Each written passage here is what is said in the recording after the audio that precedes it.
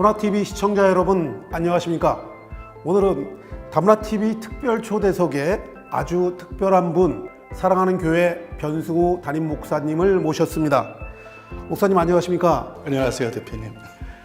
요즘 주일마다 우리 담임 목사님의 설교에 대해서 많은 다문화TV 시청자 여러분들의 반응이 아주 굉장히 좋거든요.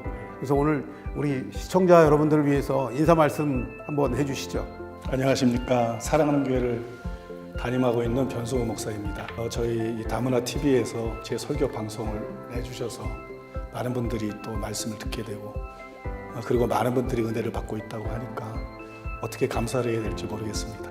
오늘 시청자 여러분 많은 질문들이 있겠는데 궁금한 점들 제가 오늘 담임 목사님 모시고 한번 여쭤보도록 하겠습니다. 자, 우리 첫 번째 질문으로 사랑하는 교회에 좀 소개를 해주시고 담임 목사님의 그 목회 철학이 어떤 것인지 우리 시청자 여러분들께 한번 말씀해 주십시오. 우리 교회에 대해서 소개를 하려고 그러면요, 제가 울산에서 목회하던 시절부터 간단하게 얘기를 해야 되는데요. 네. 저희가 울산에서 목회를 할 때 성도님들하고 기도를 굉장히 열심히 했는데 기도를 하다가 그런 응답을 받았습니다. 서울에 앞으로 교회가 생겨질 것이다. 서울에 교회가 세워지는데 너희가 돈 한 푼도 들이지 않고 초자연적으로 하나님의 역사로 서울의 교회가 세워질 것이다. 이런 응답을 받고 이건 사실상으로는 불가능한 문제이기 때문에 많은 사람들이 진짜 그게 응답이 맞나 그렇게 생각도 했었는데요. 얼마 후에 당시 저하고는 전혀 한 번도 만난 적도 없고 모르는 사람인데 서울에서 중복 기도팀을 이끌고 있던 지금 이제 김옥경 목사님이, 그때는 목사님이 아니었는데요. 김옥경 목사님이 기도를 하다가 울산에 변수구 목사가 있는데 그 변수구 목사를 서울로 모셔다가 교회를 개척해라. 그게 이 나라의 부흥이나 한국교회 부흥이나 또 북한 선교나 열방을 선교하는데 굉장히 중요한 일이다. 그래서 너희가 희생을 하고 교회를 세워라. 이래서 이분들이 건물도 없고 성구라든지 제가 거할 수 있는 숙소라든지 모든 걸 다 준비를 했어요. 네. 모든 걸 준비를 하고 하루아침에 초자연적으로 우리가 응답받은 그대로 돈 한 푼 안 들이고 교회가 생겨난 거예요. 네. 그래서 그때부터 사람들이 몰려들기 시작해서 오늘의 일인 것이 바로 사랑하는 교회입니다. 네. 그 다음에 저의 목회 철학에 대해서 물으셨는데 저의 목회 철학은 아주 단순 명료한데요. 마태복음 4장 23절에 보면 예수님의 사역을 요약을 했습니다. 세 가지로 요약을 했는데 회당에서 가르치시며 천국 복음을 전파하시며 백성 중에 모든 병과 모든 약한 것을 고치시니 이렇게 세 가지로 요약했거든요. 이거를 이제 삼중사역이라고 부르는데요. 우리 교회는 삼중사역을 하는 교회입니다. 그러니까 첫 번째로는 이 교리라는 것이 있는데 교단마다 차이가 있잖아요. 근본적인 것은 차이가 없지만 많은 면에서 교단마다 차이가 있기 때문에 교리는 절대 진리가 아니다. 성경은 절대 진리지만 교리는 절대 진리가 아니다. 그래서 우리는 교리대로 가르치는 게 아니라 소속 교단의 교리대로 가르치는 것이 아니라 성경적인 것만 가르치자. 어느 교단의 교리든지 성경적이면 받아들이고 어느 교단의 교리든지 성경적이 아니면 배척을 하고 성경대로만 가르치자. 그렇게 해서 성경대로만 가르치기 위해서 성경을 연구하고 그렇게 설교하고 있고요. 두 번째로는 이제 많은 학자들이 지적하는 것처럼 이 구원파적인 거짓 복음, 이게 교계에 굉장히 심각한 문제거든요. 그래서 예수님은 천국 복음을 전파했는데 회개하라, 천국이 가까웠느니라. 천국은 회개해야 갈 수 있는 것이고 예수님의 임금일 뿐만 아니라 구주일 뿐만 아니라 임금이시고 예수님을 임금으로 모셔야 되는 거고 그래서 회개를 강조하고 예수님의 주대심을 강조하는 그게 천국 복음이거든요. 네. 예수님이 전했던 천국 복음을 전하자. 그대로 복음을 전하자. 그래서 성도들을 생명의 좁은 길로 인도하자. 그렇게 힘쓰는 교회고요.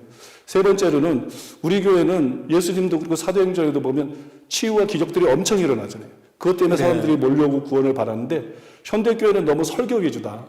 이게 성경에서 너무 이렇게 미달이 된다. 네. 우리의 모델은 예수님이고 그 다음 모델은 사도행전에 나오는 사도들인데 그래서 말로만 어떻게 불신자들이나 타종교인들을 설득할 수 있겠는가.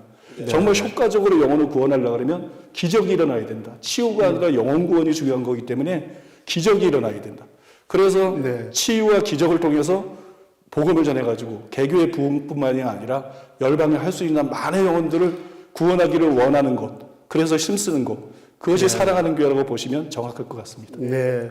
목사님 말씀대로 첫째, 둘째, 셋째 그 삼중교리를 가지고 우리 사랑하는 교회가 그 사역을 하고 있다 이렇게 이해를 하면 되겠군요. 현재 그 사랑하는 그 교회는 그 현재 35개 국내 지교회뿐만 아니라 저희가 듣기로는 이제 미국, 캐나다, 뭐 일본, 뭐 세계 각국의 한 9개 나라에 뭐 330개의 교회 지교회가 있다 이렇게 얘기를 들었거든요. 그만큼 빠른 시기에 지금 그 교회가 성장을 하고 있는데 그 교회 성장의 원동력은 어디에 있다고 지금 생각하세요? 시청자 여러분들에게는 약간 생소할 수 있어도 멀티 사이트 처치라고 그래가지고요. 뭐 단일 교회로서는 여의도 순복음교회가 세계 최대의 교회이지만, 그러니까 한 교회지만 여러 장소에 모이는 교회들 중에는 이제 그보다 큰 교회들이 굉장히 많거든요. 그러면 세계적으로 이제 세계적인 교회들 중에는 그런 교회들이 많은데 저희 교회도 이제 멀티 사이트 처치인데요. 우리가 많은 공격을 받았습니다. 여러 가지 이유로 많은 공격을 받다 보니까 국내 성도는 채 1만 명이 아직 안 되고요. 훨씬 넘어서야 되는데 아직은 그거밖에 안 되고. 근데 하나님께서 이제 참 답답해할 때 아프리카 선교회 문을 열어주셔가지고 아주 폭발적으로 부흥을 하고 있어요. 그래서 그 결과 지금 우리 교회 전체 성도의 숫자, 이게 이제 등록 순자가 아니라 출석 성도인데요. 출석 성도가 13만 4천 명을 넘어섰습니다. 우리 교회 부흥의 비결이 뭐냐? 우리 교회 부흥의 비결은 앞에서 말씀드린 삼중사역이에요. 제가 지금은 이제 어느 정도 규모 있는 교회를 담임하고 있지만 이 개척교회를 굉장히 오래 했습니다. 한 25명 전후 모이는, 청장년 25명 전후 모이는 그런 작은 교회를 15년 동안 개척을 했으니까요. 뭐 희망이 없다고 보일 수 있는 그런 목사였고 목회를 했었는데요. 그러다 보니까 이제 돌파구가 필요했어요. 하나는 성경적이기 때문에 그렇지만 또 하나는 뭔가 돌파구가 필요해가지고 제가 이제 뛰어든 것이 영성운동이었습니다. 영성운동이요? 그래서 영성운동 세미나도 뭐 아무튼 열심히 참석하고 몇 년 동안 굉장히 은혜 받기 위해서, 능력 받기 위해서 애를 많이 썼는데요. 나중에 이제 영성운동 분야에서 세계적으로 유명한 분들이 전부 우리 교회를 왔다 갔어요. 강사로 왔다 갔는데 그분들을 이제 가까이 보면서 그분들의 간증은 정말 대단하고 나타났던 역사들은 굉장히 대단하지만 이게 말씀이 너무 빈약하다. 말씀이 너무 빈약한 게 최고의 약점이고 또 너무 영적인 현상에 치우친다. 뭐 쓰러지는 거라든지 웃는 거라든지 영적인 현상에 치우치는데 실제로 치유는 그렇게 강하게 안 일어나더라. 실제로 치유의 기적은 그렇게 강력하게 안 일어나고 이게 너무 거품이 심하다. 그래서 이거 가지고는 정말 교회를 살릴 수가 없다. 부흥을 이룰 수가 없다. 그게 실망을 하게 됐습니다. 그래 그 다음에 정말 하나님은 나를 어떻게 목회하기를 원하신가? 이게 무엇이 길인가? 그거로 고민을 할 때 하나님께서 참 은혜로, 이 자비로 어떻게 목회하는 것이 하나님의 뜻인지를 분명하게 깨닫게 해주셨어요. 그래서 제가 그걸 길이라는 책을 통해 가지고 책을 썼는데요. 그게 뭐냐 그러면 바로 예수님이 하셨던 삼중사역이에요. 교회는 사도 바울이 예수님의 몸이라 그랬잖아요. 그러니까 예수님의 몸이 뭘 해야 되겠어요? 예수님의 몸이 단순히 신학자들이 하는 일을 하면 안 되죠. 예수님의 몸이 단순히 뭐 강해설교자라든지 성경교사들이 이런 일들도 필요하지만 그런 일을 하면 안 되죠. 예수님의 몸이 교회라 그러면 예수님이 하셨던 일을 해야 예수님의 몸이죠. 몸소 실천하는 그런 행동들이요? 아니요, 사역에 있어서 말씀드려요. 사역의 방식에 있어서. 또 예수님께서는 요한복음 14장 12절에서 분명히 말씀하시기를 나를 믿는 자는 나의 하는 일을 저도 할 것이요 그랬거든요. 우리가 무슨 일을 해야 되는지를 말씀해 주셨다는 거죠. 내가 한 일을 너희들도 해라. 그러니까 교회의 사명은 뭐냐? 교회가 사역을 할 때 마땅히 교회가 해야 될 일은 예수님이 하셨던 앞에서 설명드린 삼중사역이라는 거죠. 그래서 목회를 할 때도 모든 목회자는 삼중사역을 목표로 삼아야 된다. 그 다음에 선교사들도 너무 인간적인 방법을 선교를 하려고 하기 때문에 기한에 비해서 너무 열매가 적은 것이다. 그래서 모든 목회자들도 삼중사역을 목표로 해야 되고 또 모든 이 선교사들도 삼중사역을 목표로 해서 목회하고 선교할 때 그러면 교회가 부흥을 안 할 수가 없어요. 뭐 시대를 초월해서 교회가 부흥 안 할 수 없고 선교사들을 통해서 수많은 영혼들이 구원을 받는 역사가 안 일어날 수밖에 없습니다. 그거는 이론이 아니라 저희가 실제로 경험한 것이기 때문에 자신 있게 그렇게 말씀드릴 수 있습니다. 예수님이 하신 그대로를 받아서 그 삼중 사역을 하는 그 교회가 우리 교회의 원동력이 됐다. 그러니까 다른 교회도 그런 원동력을 받았으면 좋겠다. 이렇게 정리를 하겠습니다. 자, 교회 여러 사역들 중에서 사실 이제 사랑하는 교회에서 좀 다른 교회에서 볼 수 없었던 게 435라고 하는 모임이 있더라고요. 그게 뭐 사랑하는 사람들의 모임 이렇게 알고 있는데 그 어떤 사역을 하는 것인지 또 어떤 일들이 거기서 일어나고 있는지 굉장히 궁금합니다. 아마도 이 뭐 모든 성도들, 모든 목회자들의 생각이 같을 것인데요. 제가 이제 어렸을 때부터 복음서와 사도행전에 나오는 예수님과 사도들 같은 사역, 그냥 뭐 큰 교회를 세우는 게 아니라 정말 사복음서에 나오는 그런 역사가 일어나는, 정말 사도행전에서 일어나는 그런 역사가 일어나는 그런 사역을 좀 하고 싶다. 네. 그런 목회를 나도 하고 싶다.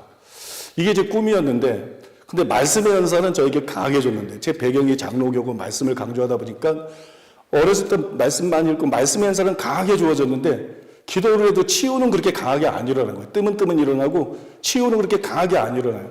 그래서 제가 이거 협동 목회로 방향을 돌려야 되겠다. 나 혼자만 가지고는 큰 일을 못 하겠다. 근데 그래서 동역자들을 찾았는데요. 제일 찾기 힘든 동역자가 뭐냐 그러면 치유가 강력한 사역자입니다. 이게 국내뿐만 아니라 세계적으로 치유가 강력한 사역자들을 거의 뭐 이렇게 찾아볼 수가 없어요, 사실상. 네. 그래서 저는 치유가 강력한 사역자가 일어나게 해달라고 한 20년 이상을 기도한 것 같아요.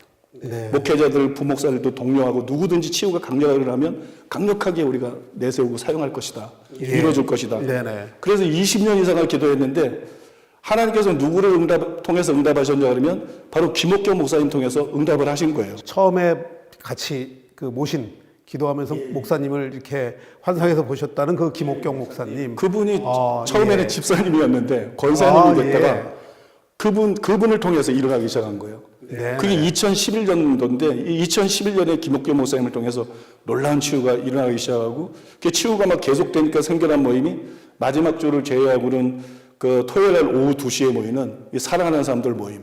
뭐 요약해서 435라 그러는데요. 그 모임이 생겨났는데요. 이 설교에서는 이 모임에서는 설교도 하고 나라 위해서 중보기도도 눈물을 흘리면서 엄청나게 하고요. 뭐 예언사역도 하지만 가장 두드러진 특징이 뭐냐 그러면 강력한 치유사역이에요. 예. 강력한 치유사역. 그래서 모임 중에서는 어떤 사람들은 암을 고치는 게 최고의 치유인자인데 그렇지가 않고요.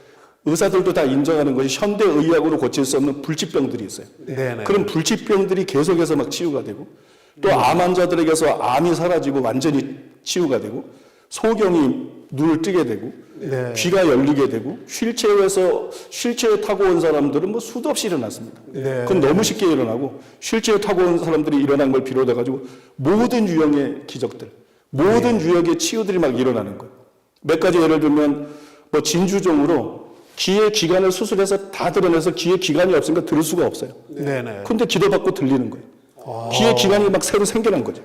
또 10cm 이상 차이가 나는 팔 길이가 그냥 똑같아진 거예요. 또 다리 길이가 달랐던 사람들이 똑같아지고 또 근육병 때문에 어떤 아이의 발 뒤꿈치가 이렇게 형성이 안 됐어요. 그런데 발 뒤꿈치가 기도하니까 생겨나는 거예요. 또 26년 동안 자궁이 없었던 여인이 있었는데 여자 성도님들이 있었는데 그 자궁이 생겨나 버린 거죠. 자궁이요? 자궁을 다 적출해서 수술을 해서 자궁이 없는데 병원에 가서 확인했더니 자궁이 그냥 기적적으로 다시 생겨나 버린 거예요. 이런 걸 창조적인 기적이라고 그러는데 이게 하나님만 할 수 있는 일이에요. 이런 기적들이 지금 벌써 몇 년째입니까? 11년째인가? 그때 이후로 계속 강력하게 일어나니까 이 소문이 계속해서 퍼져나갔어요. 그래서 이제는 국내뿐만 아니라 해외에서도 많은 분들이 오는데 성도님들만 오는 게 아니고 타교단에도 소문이 나서 타교단 목사님들, 타교단 사모님들, 또 타교단 선교사님들이 해외에서까지 와서 굉장히 많은 분들이 치유를 받고 있고요. 한 가지 이제 특징은 참 안타까운 사실인데 이 치유가 강하면 병자들은 절실하기 때문에 이게 돈 문제가 개입되는 경우가 많습니다. 그래서 사역자들이 변질되고 타락되는 그런 감사원금을 드리기는 하는데 그걸 이제 병 쪽으로 강조를 하고 그러다 보니까 탐심이 들어가고 이런 일이 많은데요. 우리 교회는 435에서 1절 헌금을 처음부터 지금까지 11년째 1절 헌금을 안 거두었어요. 그냥 거저 받았으니까 거저 주어라. 예수님이 말씀하지 않았느냐. 그러니까 우리는 주일 헌금으로 만족하자. 자발적으로 드리는. 주일 헌금으로 만족하고 헌금을 거두지 않고 계속해서 영혼을 섬기는. 그래서 사랑하는 사람들이에요. 우리는 영혼을 사랑하는 데만 초점을 맞추자. 그게 우리가 해야 될 사명이다. 그래서 하나님의 역사가 지금까지도 계속 감사하게도 나타나고 있습니다. 435가 하는 그 사역할 사역이 정말 그 귀중한 사역. 특히나 저는 뭐 지금 목사님 말씀하셨던 것 중에서 그 우리 예수님께서 말씀하셨듯이 거저 받았으니 거저 주어라 하는 그 대목에서 저도 상당히 큰 그 감명을 지금 받고 있습니다. 자, 목사님. 또 그 우리 사랑하는 교회가 이제 국내 그 구제 사역에도 굉장히 힘쓰시는 걸로 알고 있거든요. 그래서 특히 제가 이제 듣기로는 아프리카의 그 영혼 구원 또 선교 사역 뭐 이런 것들이 굉장하시다고 얘기 들었는데 좀 그 이번 시간을 통해서 좀 자세히 좀 설명 좀 해주십시오. 제가 이 가난한 집에서 태어나서요. 40년 이상을 굉장히 가난하게 살았기 때문에 예. 이 구제에 굉장히 관심이 많거든요. 네. 그러다 보니까는 이제 개척교회 때부터 계속 복기보다는 구제를 해왔는데 그게 초교파적으로 이제 우리 교회는 국내의 수많은 교회와 단체들을 억 단위로 도왔어요, 보통. 네. 뭐 그냥 억 단위로 많은 분들을 도와주었고 그다음에 최소한 100명 이상의 탈북자들을 그렇게 구출하는 탈북민들을 돌보는 일에도 우리가 굉장히 힘써왔고요. 또 성경에 보면 과부들을 계속 도왔잖아요. 네. 그래서 성경의 모델을 따라서 참과부 명부를 만들어서 모든 참과부들을 매달 지원하고 있고요. 지금 이제 아프리카 선교에 너무 많은 돈이 들어가서 좀 중단을 하고 있는데 10년이 넘도록 오랫도록 한 15년 이상은 했을 거예요. 오래도록 가난한 성도들을 조사해가지고 전세 지원금으로 한 가정당 그 2천만 원씩 매 여러 명들에게 이렇게 지원을 했고요. 또 명절 때마다 가난한 성도들 가정을 전부 조사를 해서 명절을 따뜻하게 잘 지내시라고 일정 금액을 해마다 지원해 오고 있습니다. 특별히 이제 코로나 때 이제 많은 분들이 실직을 하고 또 폐업을 하고 경제적으로 굉장히 어려움을 겪었기 때문에 저희가 4차례에 걸쳐서 뭐 저에게 규모로 보아서는 상당한 금액인데요. 46억 1,900만 원, 약 46억이요? 약 50억 정도를 이렇게 성도들에게 나누어 드렸고요. 제가 이제 방송에서 취재를 한다 그러니까 좀 조사를 해봐라 그랬더니 우리 교회가 2005년도에 서울에 생겨났거든요. 역사가 오랜 교회는 아닌데 2005년부터 지금까지 선교하고 구제한 금액이 얼마인가 보니까는 306억 원을 선교하고 구제를 했더라고요. 그러면 요즘 우리 교회가 이제 집중하고 있는 것은 아프리카 선교입니다. 여러 가지 제가 신학교 강의를 하고 있는데 제가 뭐 특히 예언의 연사가 있는 사람은 아닌데 이례적으로 예언의 말씀이 임했는데요. 그게 아프리카 선교에 대한 내용이었었어요. 그리고 얼마 지나지 않아서 하나님께서 이 세계 선교를 위한 전략을 저에게 이렇게 부어주셨는데 그 내용이 얼마나 중요한지 이것도 참 이례적인 일인데 제가 그 내용 때문에 한 달 동안을 떨었어요. 너무 감동이 되고 너무 중요하고 너무 감격스러워서 한 달 동안을 막 흥분과 떨림 속에서 이렇게 지냈는데 그거를 열방을 위한 하나님의 전략 이런 제목의 책으로 제가 쓰고요. 그것을 근거해서 그 원리대로 우리가 이제 선교를 해보자. 그리고 만든 것이 두증인 전도단이거든요. 그러니까 하나님의 역사가 너무 신기한 게 여기까지 딱 준비가 되니까 하나님께서 이제 기다렸다는 듯이 아프리카의 베테랑 선교사인데 타교단 선교사인데 김정희 선교사님이라고 하셨어요. 이분을 통해서 선교의 문을 여신 겁니다. 김정희 선교사님은 이 타교단 선교사님이신데 기도하다가 환상을 봤어요. 이 사랑하는 교회가 아프리카 전역에 세워지는 아프리카 모든 나라와 지역에서 세워지는 이건 오래전부터 하나님께서 저에게 주신 꿈이고 비전이었거든요. 그런데 그것을 세워지는 환상을 보고 난 다음에 이게 하나님의 뜻이다. 그럼 나도 이 뜻을 이루는데 합류해야 된다. 그래서 전격 우리 교회에 합류를 한 거예요. 그래서 우리가 이제 긴급히 아프리카에 삼중사역을 하는 선교팀, 다른 선교팀하고 좀 차별되는 게 삼중사역을 하는 선교팀을 파송을 했습니다. 이제 5년쯤 되어 가는데요. 그 중에 절반은 코로나 때문에 사역을 못했어요. 아예 아프리카 가지도 못하고 절반은 사역을 못했어요. 그럼에도 불구하고 아프리카의 부룬디, 우간다, 콩고 이곳에 323개의 지교회가 생겨났고 323교회. 와. 출석 성도가 1000명 이상 넘는 교회만 30개 이상이 생겨났어요. 5년도 안 되는 사이에 출석 성도가 1000명이 넘는 교회만 30개 이상이 생겨났고 정말 많은 결실을 맺으신 것 같아요. 그리고 진짜 아프리카에서 지금 출석하고 있는 성도들 숫자만 12만 명을 훌쩍 넘어섰어요. 이거는 이제 우리가 한 일이 아니죠. 이거는 우리가 한 일이 아니고 이건 하나님의 역사라고 볼 수밖에 없는데 뭐 참고로 말씀을 드리면 2012년 6월에서는 부룬디 마캄바에서 치유전도 대선교가 열렸는데 연인원 5만 9천 명이 참석을 했거든요. 그리고 17,800명이 열심히 했어요. 세타임 설교할 때 네네. 17,800명이 열심을 했고, 또 같은 해 6월에는 부룬디 카얀자에서 치유전도 대선교를 열었는데 연이은 이번에는 11만 2천 명이 참석을 했고요. 네, 또 예. 11,200명이 결신을 했습니다.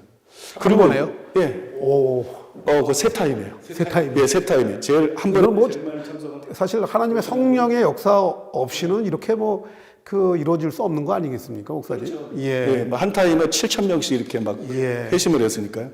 그리고 바로 지난주에도 금요일에서 주일까지 우간다 운발레에서 그렇게 치유전도 대성회가 열렸는데 이제 진성원 목사님이 이끄는 치유전도팀이 참석을 네. 그 현지회를 가봤더니 야외 집회를 열거든요. 건물을 소용할 수가 없으니까 야외 집회를 열는데 기온이 35도인 거예요. 네. 그 안에 이제 떼약볕이 내려져가지고 건길에서 도저히 집회를 할 수가 없는 거예요. 예, 예. 그래서 긴급 기도 요청을 이렇게 보내왔는데 그래서 온 국민이 온 이제 교인들이 함께 기도를 했죠. 그랬더니 이번에도 하나님께서 우리 기도를 들어주셔서 3일 내내 그 전날하고는 날씨가 완전히 다르게 온 하늘을 구름이 빽빽하게 덮었어요. 예. 사진들로 다 보냈는데 온 하늘을 3일 동안 구름이 빽빽하게 덮어가지고 시원하게 집회를 마칠 수가 있었습니다. 아, 이번 집회에도 세 타임 동안 연 인원 6만 4천 명이 이렇게 참석을 했는데 우리가 이제 아프리카에서 치유 집회를 열 때마다 너무나 감사한 게 네. 언제나 놀라운 강력한 기적들이 수없이 일어납니다. 특히 제일 많이 일어나는 기적이 뭐냐면 종양들이 그냥 없어지는 거예요. 예. 몸에 보이게 나와 있는 암이나 종양들이 기도하면 그냥 사라지고 그 자리에서 없어져 버리는 이런 기적들이 아프리카에서 특별히 많이 일어나고 있고요.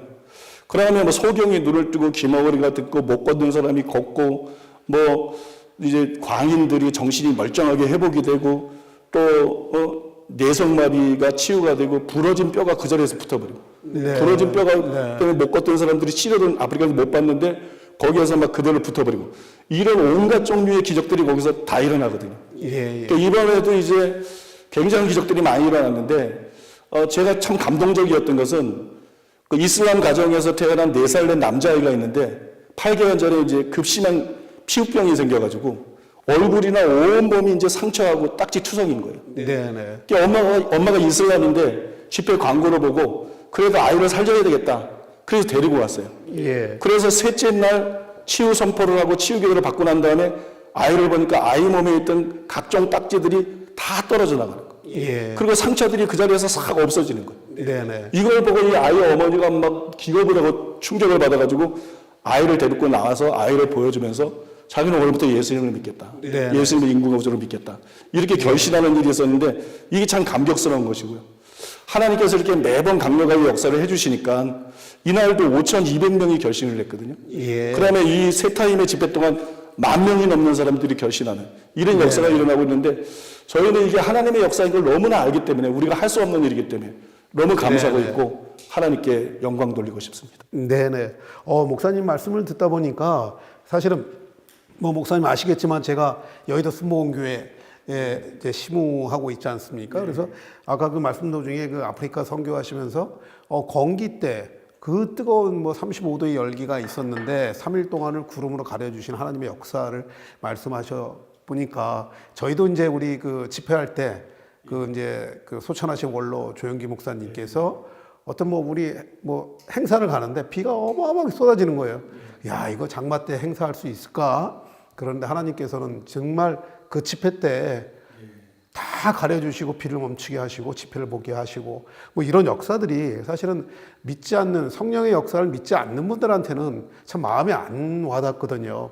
근데 저는 지금 사회자로서 정말 이 말씀하시는 것이 그대로 마음속에 지금 다 전달되고 있습니다. 그래서 너무나 이제 감동적이고 감명을 좀 많이 받고 있습니다.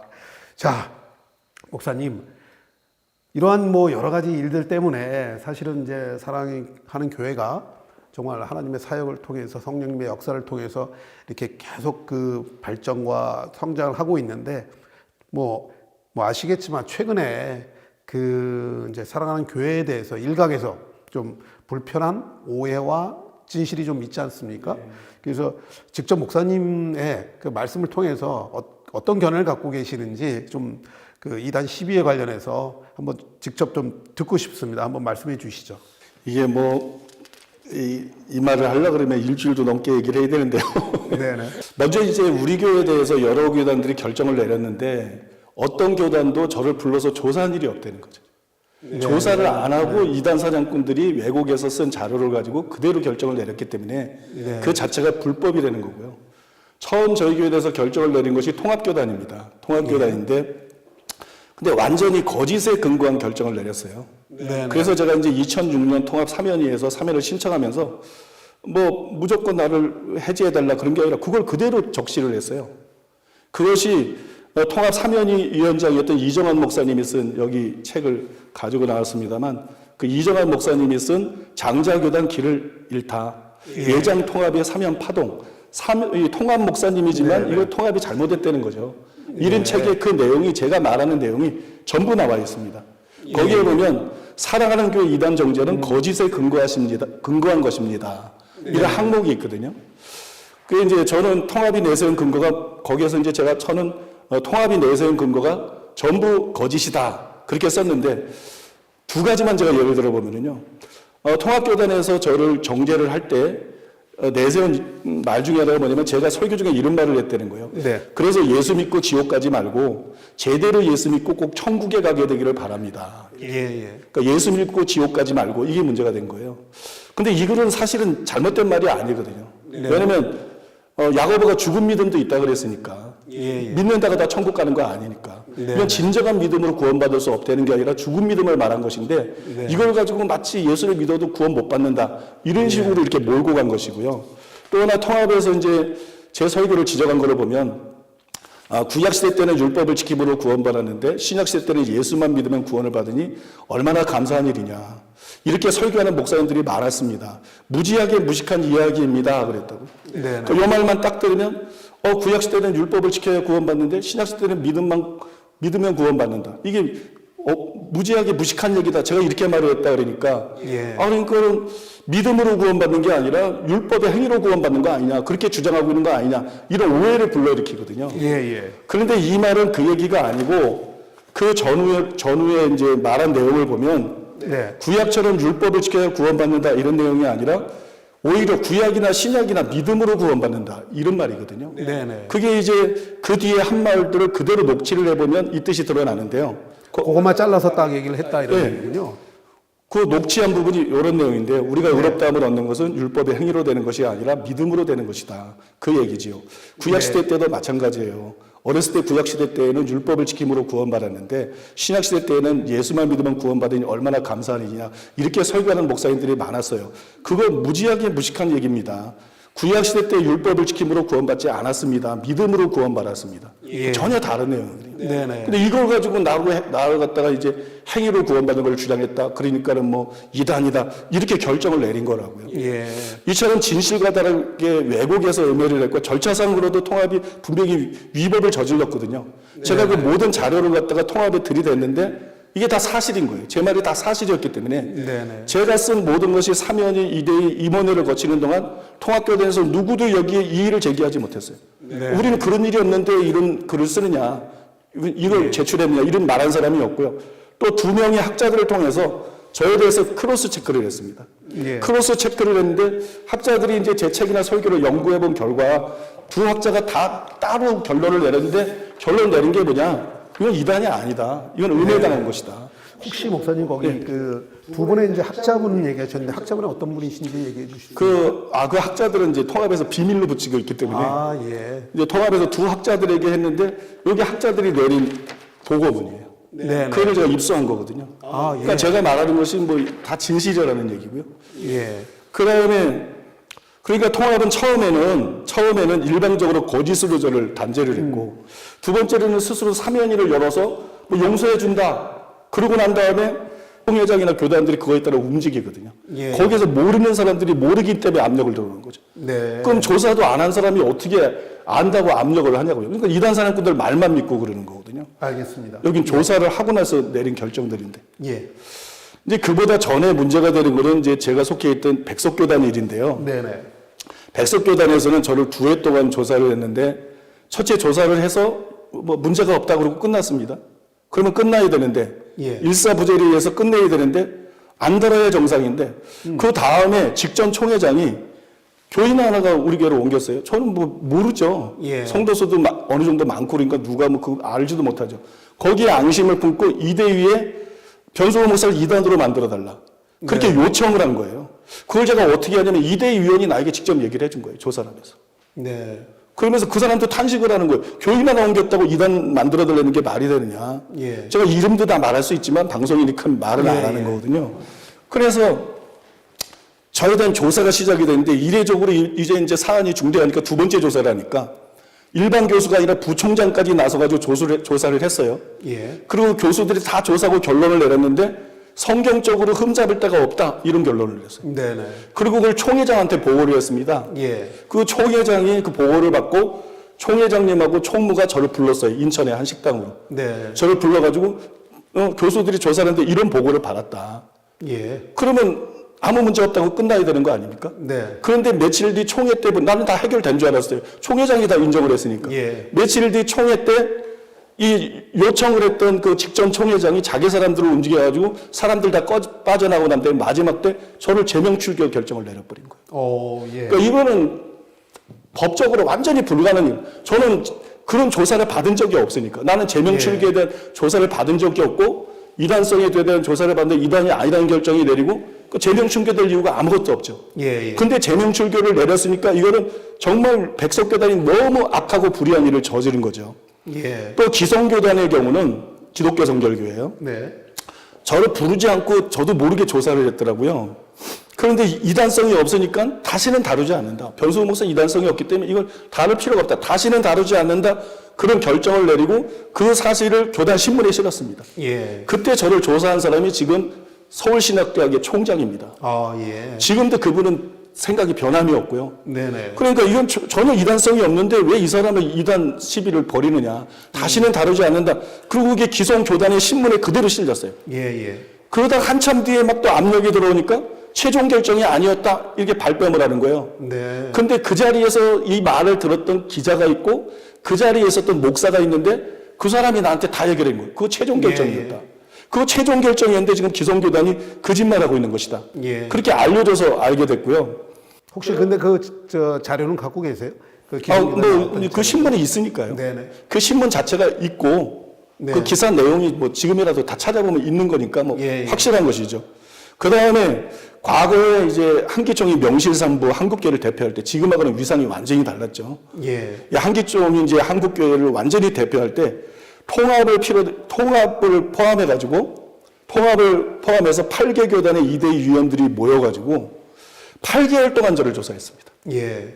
초격파적으로 8개월 동안 조사를 해서 이단이 아니다 이런 결론을 내렸어요. 네네. 이것을 한기총 이대위 소위원회, 대의원회, 임원회까지 적법하게 통과가 돼가지고 완전히 이제 종결이 됐어요. 예. 그래서 그거를 확인해 주는 게 이겁니다. 당시 네. 대표회장 길자연 목사님 명의로.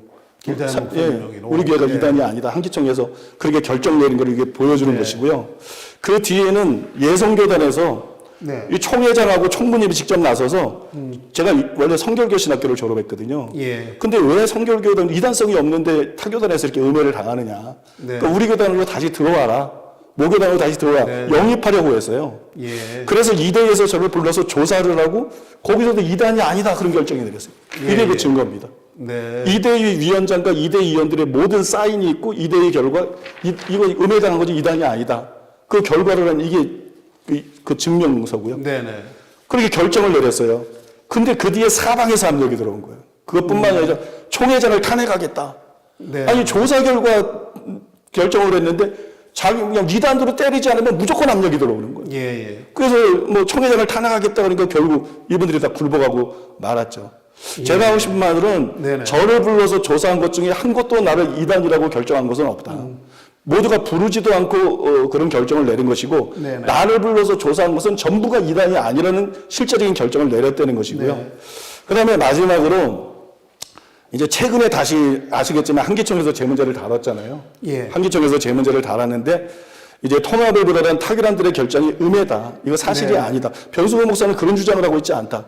그래서 이단이 아니라는 결정을 다시 내렸고 한기총에서 이제 두 번 이단이 아니라는 결정을 내린 거예요. 두 번째 예. 조사를 해서 그다음에 한기총에서 저와 우리 교단을 받아줬죠. 예, 예. 그러니까 한기총에서 저와 우리 교단을 받아줬더니 이거 자체가 다른 교단들의 결정이 저를 부르지도 않고 결정하고 결정이 거짓이 되는 거죠. 음해라는 거죠. 네, 네. 그러니까 다른 교단에서 뭐라고 하든 사실 아무런 상관도 없는 것인데 목회자들이 이걸 모르죠. 자기 일이 아니니까. 네. 성도들 이걸 모르고 한국교회가 전체가 지금 이단 사냥꾼들한테 속고 있는 거예요. 이단 사냥꾼들이 속은 교단들한테도 속고 있는 거예요. 그 각 교단에서 목사님에 대해서 그 이단 사냥꾼들이 제기하는 문제는 무엇이라고 좀 생각하세요? 예, 그 몇 가지가 있는데요. 예. 첫 번째로는 구원론인데요. 네네. 간단히 말해서 행위 구원이 있고 행위 심판이 있는데요. 네. 행위 구원을 주장을 하면 이단이 되는 거고요. 네네. 행위 심판을 주장하면 정통이 되는 겁니다. 아, 왜냐하면 모든 신학자들이 행위 구원은 아니지만 행위 심판이 맞다.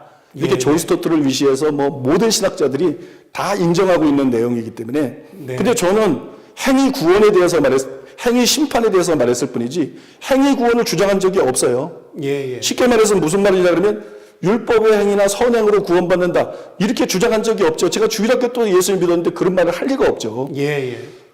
다만 내가 말한 건 뭐냐면 믿음에는 행함이 따라야 된다. 우리는 행함 있는 믿음을 가져야 된다. 예수님이 말씀한 대로 주여주의한다고 다 천국 들어가는 것이 아니라 아버지 뜻대로 줄 알아요? 천국 들어간다. 네. 그렇게 신앙생활을 해야 된다. 이거는 성경 그대로 가르치는데 이거를 행위 율법주의다. 뭐 행위로 이건 진짜 완전히 음해거든요. 예. 이거는 말도 안 되는 일을 하신 거고요. 네. 두 번째로는 구원받은 사람이 버림받을 수 있다. 이거를 문제 삼는데요. 네네. 이게 얼마나 어이가 없는 거냐면 그럼 감리교가 이단입니까? 순복음이 네. 이단입니까? 순복음의 교리도 원래 구원받은 사람이 버림받을 수 있다는 겁니다. 네네. 조영기 목사님의 고린도전서 책에도 제가 조 목사님 책은 다 갖고 있거든요. 예, 예. 거기에도 그게 나와 있습니다. 네네. 그 다음에 이거 성결계 교리입니다. 이거 다 이단입니까? 네네. 근데 어떻게 장로교 교단들에서 구원받을 수 있으니까 버림받을 수 있으니까 이단이다. 이거는 정말 아나무인인 거거든요. 예. 장로교가 너무 이거는 오만한 것이고 아나무인이고 이거는 정말 몰상시간이라고 해요. 더 기가 막힌 거는 성결교는 자기 교단 교리예요. 근데 장로교 따라하면서 내가 구원받은 사람 버림받을 수 있다니까 문제가 있다. 이거는 너무 비정상인 거거든요. 네, 자기 교단의 교리가 그건데 그러면 네. 누워서 침 뱉기 아닙니까? 그러니까 한국교회 이단시가 이렇게 어처구니 없이 비상식적으로 이루어져 있다는 것을 제가 분명히 말씀드리는 것이고요. 네. 세 번째로는 성령의 은사와 계시에 대한 건데요. 네. 특히 이제 물고 늘어지는 것은 치유보다도 계시입니다. 계시를 물고 늘어지는데 왜냐하면 이제 계시 받았다 그러면 직통 계시로 자꾸 몰고 가서 이단이다 이렇게 말하기가 쉽기 때문에 예, 예. 그렇게 하는데요. 그러나 최상경 목사도 그분의 책에 보면 정경적인 계시와 은사적인 계시가 있다 네. 이렇게 말하고 있어요. 그러면 정경적인 계시를 주장하면 이단이다. 근데 은사적인 계시를 주장하면 이단이 아니다. 은사적인 계시는 오늘날도 존재한다. 근데 네. 제가 정경적인 계시를 주장했느냐 그런 적이 없죠. 네. 정경적인 계시라는 것은 자기가 쓰는 것이 성경이라는 거거든요. 아, 예. 자기가 받은 계시가 성경이라는 거예요. 네. 아니 제가 그런 주장을 할 리가 없죠. 정상적인 목사가. 늘 말씀하시는 게 성경의 말씀대로 하자 이런 얘기시니까. 그러니까 내가 무슨 성경을 쓸 수 있는 계시를 받았다는 게 아니라 맞습니다. 성령의 은사로 조 목사님의 은사를 구분하면서도 계시의 은사라는 게 있잖아요. 예. 그러니까는 성령의 은사를 통한 사역에 필요한 어떤 부분적인 계시를 받았다는 건데 예. 그거를 직통계시 이단으로 몰고 간 거예요. 네네. 그거를 직통계시 이단으로 몰고 가니까 이거는 명백히 음해인 것이죠. 그 다음에 네 번째로는 제가 신사도 운동을 한다는 건데 네. 그런데 저는 신사도 운동을 반대하는 책을 3권을 썼거든요. 근데 저보고 신사도 운동한다면 이거 진짜 말이 안 되는 얘기죠. 예. 김동수 교수, 이 하버드 대학을 나오는 이 김동수 교수님이라고 있는데 이 김동수 교수님이 잘 설명한 것처럼 영성 운동이 다 신사도 운동은 아니거든요. 근데 이단 사냥꾼들은 이 둘을 구분을 못 해요. 네. 영성 운동과 신사도 운동은 유사하지만 다른 거거든요. 네. 예를 들어서 케네스 긴 목사님은 영성 운동의 대표적인 지도자 중에 한 사람입니다. 예. 영성 운동 분야에서 가장 존경받는 대표적인 지도자 중에 한 사람인데 이 케네스 긴 목사님은 사도가 있다는 걸 인정해요. 예수님이 나타나서 그걸 성경으로 완벽하게 설명해 줬기 때문에. 예. 그도 그렇게 안 믿었다가 사도가 있다는 걸 인정하거든요. 그러나 신사도 운동은 인정하지 않아요. 네. 그래서 승리하는 교회라는 두꺼운 책에서 신사도 운동의 문제점을 조목조목 다루는 책을 썼거든요. 예. 이처럼 저도 영성 운동을 했지 신사도 운동을 하는 건 아니거든요. 네네. 또 이제 사도가 지금도 존재한다. 이걸 갖다 문제를 삼는데 저는 그걸 핵임 목사님 책에서 배웠고 저도 뭐 그렇게 생각 안 했는데 설명을 들어보니까 너무 성경적인 거예요. 이거 누구나 마찬가지일 겁니다. 그래서 받아들였거든요. 네. 근데 그 말은 예수님이나 열두 사도나 바울 같은 사도가 존재한다. 그런 뜻이 아니거든요. 예. 그런 뜻이 아니고 자꾸 그런 뜻을 몰고 가는데 성경을 기록한 그런 사도들이 지금도 존재한다는 게 아니고 성경에 나오지만 성경 기록과 무관한 바나바도 사도였잖아요. 예. 디모데, 실라 이것도 사도로 나오거든요. 문맥을 통해서 보면 안드로니고와 유니아도 원어에 보면 사도들 중에 안드로니고와 유니아 있었다고 원어가 이렇게 나오거든요. 이런 사도들이 존재한다는 거예요. 네, 네. 그러니까 성경 기록과 무관한 사도들이 존재한다는 거죠.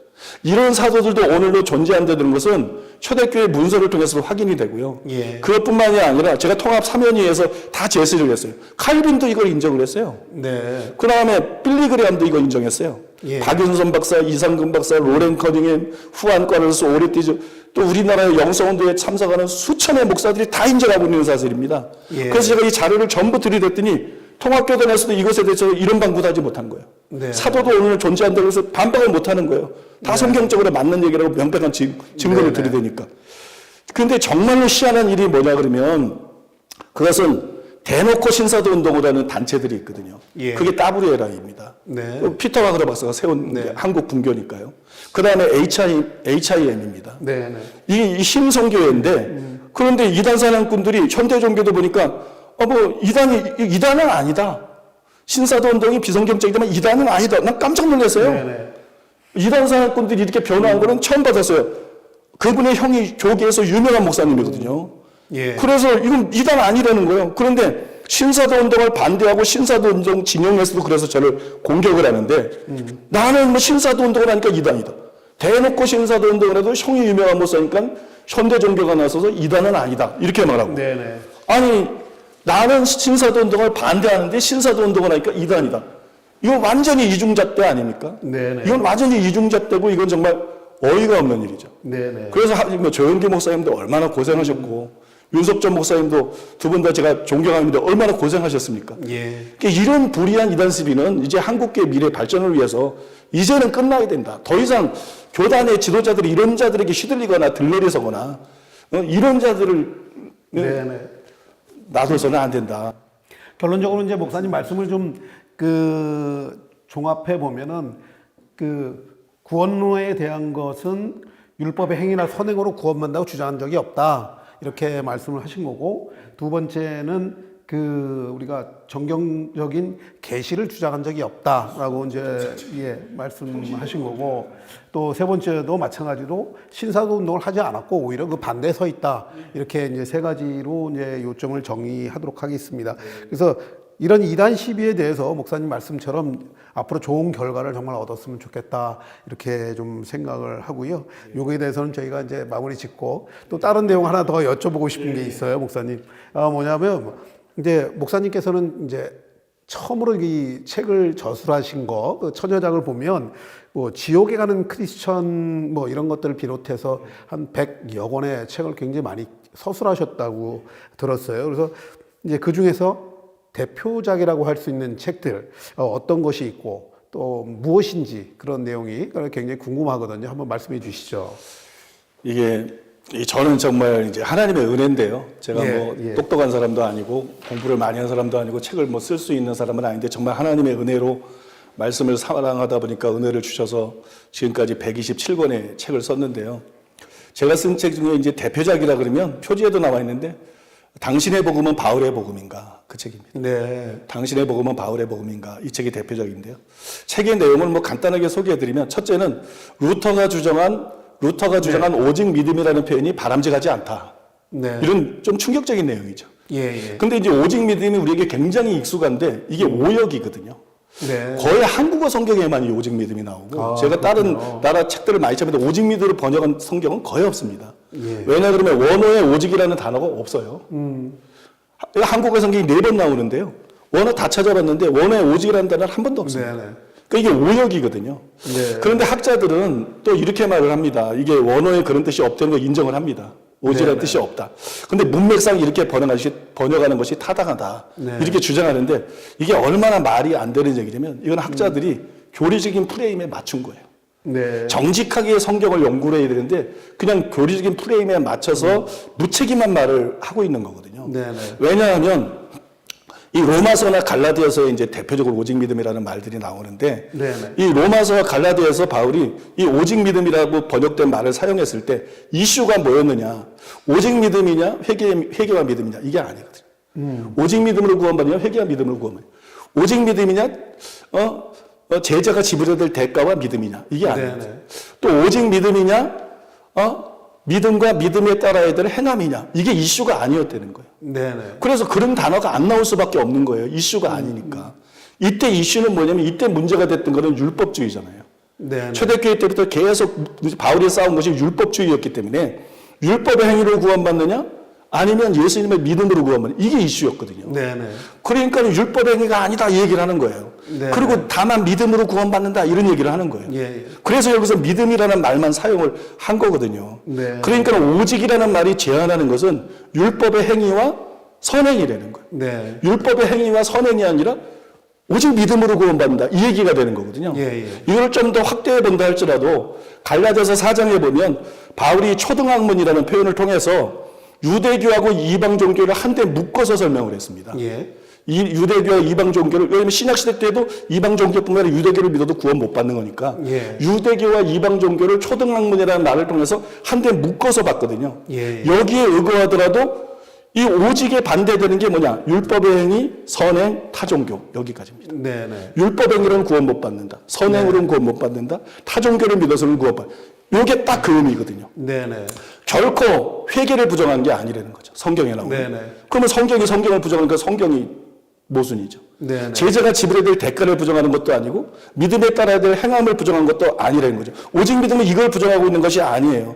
그러니까 오직 믿음을 통해서 최소한 선행이나 율법행위로 구원받을 수 없다. 네네. 타종교로는 구원받을 수 없다. 여기에서 설교자들이 딱 멈춰야 되는 거예요. 이 너무 중요한 얘기인데요. 예. 너무 확실한 얘기인데 여기서 멈춰야 되는 거예요. 네. 그런데 오직 믿음인데 왜 행함이 있는 믿음이 있어야 천국에 간다고 하느냐. 목사들이 이렇게 말한다니까. 네네. 성도들이 그렇게 들어서 알고 있다니까.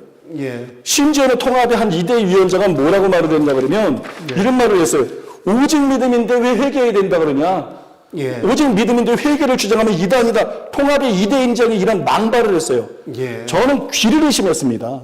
그러면 예수님이 이단입니까? 예수님이 회개하라고 그랬는데 네. 바울이 이단입니까? 베드로가 이단입니까? 성경이 이단책입니까? 네, 네. 이게 도대체 저는 경악을 했거든요. 예. 때문에 저는 성경에도 없는 오직 믿음이라는 말은 그건 루터의 발언이지. 네. 그거는 연영에 있을 때 중세 암흑 시대를 거치면서 종교의 이제 초기 때 한 얘기지. 지금 시대가 어딘데 성경에도 없는 오직 믿음을 자꾸 절대화하느냐. 응? 그런 말을 이제 그만 접고 성경 그대로 하자. 율법 행위로는 의롭다는 받을 수 없다. 믿음으로만 받을 수 있다. 그러면 믿음은 회개를 수반한 것이다. 회개를 부정한 것이 아니다. 그럼 성경을 부정하는 거니까. 또 믿음의 행함을 산출한다. 그러므로 반드시 행한 믿음을 가져야 되고 그래야 천국 간다. 이게 성경이 가르치는 내용이거든요. 이대로 설교하자는 거예요. 네네. 응? 이대로 설교해야 된다는 것을 거기서 자세히 설명한 것이고요. 네네. 다음으로는 그 책의 내용은 이것도 충격적이실 텐데 칼빈이 주장한 견인의 교리는 성경적인 것이 아니다. 칼빈이 주장한 견인의 교리는 성경적이 아니다. 저는 그 책에서 로마서 8장 30절에 영화롭게 하셨느니라. 과거 시제잖아요. 네. 그러니까 이게 영화는 미래에 우리 몸이 부활한 걸 보통 생각하는데 그러니까 한 번 구원의 영원한 구원이다. 이렇게 되는 거거든요. 네. 그 다음에 31절에 39절에 하나님의 사랑에서 우리를 끊을 수 없다. 그러니까 한 번 구원의 영원한 구원이다. 이런 말이 되는 거고 칼빈주의자들이 한 번 구원의 영원한 구원의 근거로 이 구절들을 강력하게 내세우고 있거든요. 네. 근데 제가 이 구절이 그런 뜻이 아니다. 성경을 제대로 연구를 안 했다. 네. 교리의 시각으로 봤다. 이 구절은 그런 뜻이 아니다. 네, 네. 이거를 감리교와 장로교가 아니라 감리교가 성결교의 입장에서 최초로 완벽하게 증명을 한 거예요. 예. 저도 이 뜻을 알고 싶어서 존 웨슬리 총서부터 동서공부의 모든 책을 현대 주석까지 섭렵을 했기 때문에 예. 거기서 이거를 해결을 못해요. 근데 저도 해결을 못했는데 정말 이거 가지고 고민하고 연구할 때 하나님의 은혜를 베푸셔가지고 처음으로 이거를 완벽하게 성경으로 설명하고 증명할 수 있었거든요. 네. 그거를 설명하려면 너무 복잡하고 길기 때문에 다른 기절을 통해서 제가 간단하게 증명을 해보면요. 네. 히브리서 6장 4절에 6절에 보면 한 번 빛을 받고 하늘의 은사를 맛보고 성령의 참여함 받고 하나님의 선한 말씀과 내세의 능력을 맛보고도 타락한 자들은 다시 새롭게 하여 회개케 할 수 없나니 이런 말씀이 있는데 예. 여기서 중요한 거는 다시 회개하게 할 수 없다 이겁니다. 네. 다시 회개할 수 없다. 여기서 먼저 다시라는 말이 중요합니다. 다시라는 말이 왜 중요하냐면 이 칼빈주의자들이 늘 하는 말이 있어요. 이 사람들은 진짜 구원받은 사람이 아니야. 무늬만 신자. 그거 아닙니다. 다시 나는 말은 전에 했던 얘기를 다시 한다는 겁니다. 그럼 전에 했던 얘기가 진짜라는 겁니다. 무늬만 신자가 아니라 그 사람이 진짜 구원받은 사람이었다는 것을 얘기하는 거고요. 예, 예. 그때 회개가 참 회개했다는 것을 문맥에 의해서 100% 드러내는 거고요. 네. 그 다음에 또 중요한 것은 회개하게 할 수 없다. 다시 회개하게 할 수 없다. 이건 무슨 얘기입니까? 회개를 했는데 타락을 했어요. 지금 타락을 얘기했잖아요. 타락을 했어요. 다시 회개를 해야 돼요. 근데 회개할 수가 없어요. 그럼 버림받는 거죠. 네, 네. 구원받은 사람이 버림받는 거죠. 성경을 정직하게 문맥으로 보면 구원받은 사람이 버림받을 수 있다는 게 명백하게 드러난다는 거예요. 네. 문맥상 이것은 절대로 다른 속으로 해석할 수가 없다는 거예요. 누구도.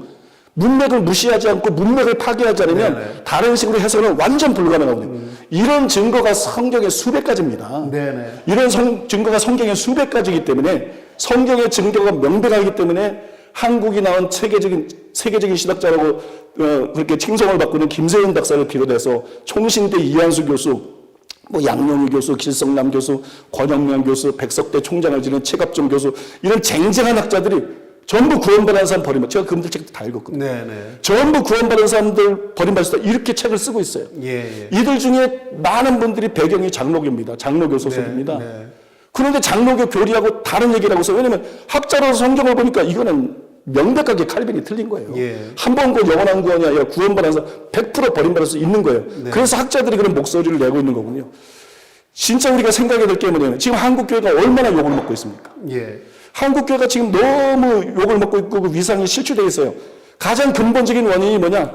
이런 비성경적인 잘못된 교리예요. 네, 네. 그냥 회개도 안 해도 믿음의 행함이 따르지 않아도 그냥 믿기만 하면 구원받고 또 어떻게 살든지 뭐 최소한 천국 가고 목사들이 겁낼 게 뭐가 있습니까? 예, 예. 신자들이 겁낼 게 뭐가 있습니까? 네. 그러니까 교회가 타락하는 거거든요. 그러니까 교회가 타락하는 거고 그래서 교회가 욕을 얻어 먹는 거거든요. 세상에 소금 되지 못하고 빛이 되지 못하고. 그래서 성경 그대로 회개하고 믿고 구원받은 사람도 버림받을 수 있다. 이제 목사들이 그렇게 설교해야 되는 거예요. 봉사들도 그렇게 설교해야 되는 거예요. 그래서 교회가 회복이 돼야 되는 거예요. 예. 세상이 문제가 아니고 지금 교회가 문제예요. 네. 교회가 회복돼야 되는 거고 그래서 한국 교회가 세상에 진짜 소금과 빛으로 거듭나야 된다고 저는 확실히 믿습니다. 네. 오늘 우리 사랑하는 교회 그 변성 목사님의 아주 지금 뜨거운 피터는 심정으로 절절히 시청자 여러분께 우리 대한민국의 많은 교회들이 회개하고 정말 사랑으로 세상의 소금과 빛이 되는 직분으로 또 회복돼야 된다라는 뭐 간절한 말씀을 갖다가 뜨겁게 지금 말씀해 주셨습니다. 그럼 이제 이번에는 마지막 질문인데요. 예.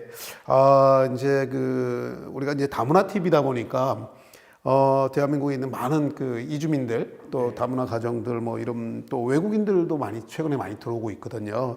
그래서 대한민국에 지금 거주하는 외국인들의 수가 한 250만 또 곧 500만 될 거다 뭐 이렇게 얘기들이 굉장히 많이 있는데 자, 그분들을 위해서 우리가 이제 다문화 TV를 통해서 목사님의 설교를 이제 접하고 계신 분들 굉장히 많아요. 자, 그래서 그 많은 우리 이주민들 에게 이 다문화 TV를 통해서 목사님의 설교를 이제 접하고 계신 분들이 많이 있거든요. 이주민들 중에서. 그래서 마지막으로 이제 시청하고 있는 우리 다문화인들 위해서 한 말씀 이제 해주시기 부탁합니다. 예. 이제 우리가 해외에 나가서 저희 교회가 아프리카에 선교를 하는 것처럼 선교하는 것도 굉장히 필요하고 또 중요한 일이지만 국내에 들어와서 사는 분들, 이분들을 전도하는 것도 굉장히 또 필요하고 당연히 중요한 일이죠. 예. 근데 사실 많은 교회들이 이 일을 잘 못하고 있습니다. 이게 네네. 사각지대처럼 돼 있어서 많은 교회들이 이 일을 잘 못하고 있고 저희 교회도 이 일을 썩 잘하고 있는 것 같지 않습니다. 예. 그런데 다문화 TV가 그 사각지대를 메꿔주고 또 이렇게 그분들에게 복음을 전하는 이런 일들을 해주고 계셔서 너무나 감사한 마음이 들고요. 정말 귀한 일을 하고 계신다. 네. 그런 생각을 하고 있습니다. 제가 전국의 다문화 TV 시청자분들에게 드리고 싶은 말씀은 아주 간단한데요. 먼저는 저는 동포들에게 먼저 말씀드리고 싶어요. 네. 제가 이제 우리 성도님들에게 자주 하는 말 중에 하나가 뭐냐면 나는 한국인이 아니다. 그럼 뭐냐? 나는 지구인이다. 네네. 지금 시대가 아닌데 한국인, 미국인, 중국인, 일본인 그런 거 따지고 네네. 나는 한국인이 아니다. 나는 지구인이다. 하나님은 한국인과 외국인 모두를 동일한 사람으로 창조한 거 아니냐? 우리 조상이 누구냐? 단순히 단군이냐? 그거 아니지 않느냐? 네. 우리 조상이 아담과 하와 아니냐? 그러니까 우리는 다 한 핏줄이다. 예. 우리는 다 한 핏줄이고 우리는 다 한 가족이고 우리는 다 한 동포다. 그 외국인이 우리하고 다른 게 뭐가 있느냐? 외국인의 삶은 얼마나 외롭고 쓸쓸한가? 그러면 더 아끼고 사랑해줘야 되지. 멸시하고 차별하면 되겠는가? 네. 그러니까 우리는 정말 기독교의 정신을 발휘해서 더 아끼고 챙겨주고 사랑해야지 차별하고 멸시하는 이런 일이 있어서는 절대로 안 된다. 네. 그거를 뭐 당연한 말씀이지만 말씀드리고 싶고요. 예. 다음으로 우리나라에서 와서 사실은 다문화인들에게는 이런 말씀을 제가 꼭 드리고 싶은데요. 성경에 보면 믿음의 조상 아브라함이 나오는데 이게 이제 믿는 모든 사람의 국적을 초월해서 우리 모두의 조상이죠. 아담은 육적인 조상, 아브라함은 영적인 조상. 그런데 아브라함이 나오는데 아브라함도 고향을 떠나서 타국에서 평생 살았어요. 예, 맞습니다. 타국에서 외국인과 나그네로 평생 살았어요. 그러니까 아브라함은 자기 고향을 부러워하지 않았습니다. 자기 네. 고향으로 돌아가려고 안 그랬어요. 아브라함은 이 세상이 아니라 천국에 소망을 두고 살았어요. 이게 뭘 보여주냐면 우리의 진짜 고향이 뭐냐? 우리의 진짜 고향이 어디냐? 여러분의 진짜 고향이 어디입니까? 저와 여러분의 진짜 고향은 고국이 아니라 천국인 거예요. 예. 하나님 아버지가 계시는 천국. 여기가 진짜 고향입니다. 제가 최근에 믿을 수 있는 천국 지옥 간증들을 이렇게 선별을 해서 당신의 영혼을 어디서 보낼 것인가. 네. 이런 책을 썼거든요. 네. 이 책이 전도용으로 굉장히 지금 많이 나가고 있는데요. 그 책을 읽으면 천국과 지옥이 꾸며낸 얘기가 아니라 이게 실제다. 네. 그들의 믿을 수 있는 경험을 통해서 확실히 확인할 수가 있습니다.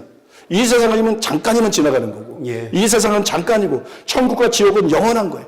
그래서 우리는 반드시 지옥만은 피하게 되고 네. 지옥에 가면 안 되고 우리는 반드시 천국에 가야 되는 거예요.